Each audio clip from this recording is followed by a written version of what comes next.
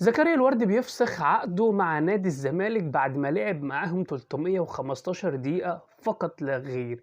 طبعا هم بيقولوا ان السبب ان الراجل بعد ماتش السوبر، ماتش الاهلي طبعا، ان هو الغلطة اللي غلطها وان برونو سافيو خدها وحطها منه، الراجل جاله حالة اكتئاب وان هو مش عايز يلعب بعد كده، او ان هو نفسيته بقت في الحضيض.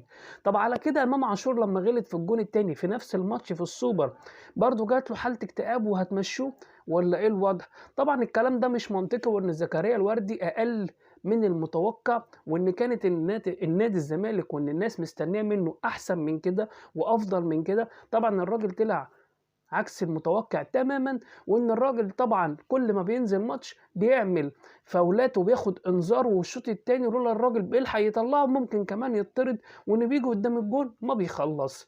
يبقى فين الراجل اللي هم جايبينه اللي هي الصفقة السوبر أونطة؟ سبحان الله، سبحان الله إن الراجل اللي جه دوّة كانوا بيقول لك عليه إن هو صفقة فوق الخيال وهيبقى فرجاني ساسي التاني. طبعًا ما شُفناش الكلام ده خالص، وطبعًا قالوا إن برونو سافيو دوّة أي كلام وإن سِنّه كبير وإن ده برازيلي تحت السلم. سبحان الله، هو السبب إن الراجل ده هو اللي يمشي، لإن هو اللي خَد منه الكورة وحطّها زي ما إحنا فاكرين برازيلي وأسمر.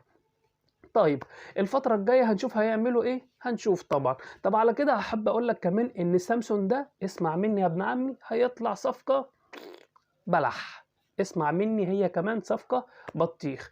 فيعني أنت عندك في الدوري وعندك لعيبة أنا شايف والله أحسن من الناس اللي أنت بتجيبها بكتير. أنت عندك ناشئين ما شاء ناشئين إيه هم أصلًا فوق العشرينات، مش ناشئين، دول لعيبة أحسن من اللي أنت جايبها بالمرّة. سامسون ده كمان اسمع مني هيطلع بطيخة. أشوفكم دايمًا على خير.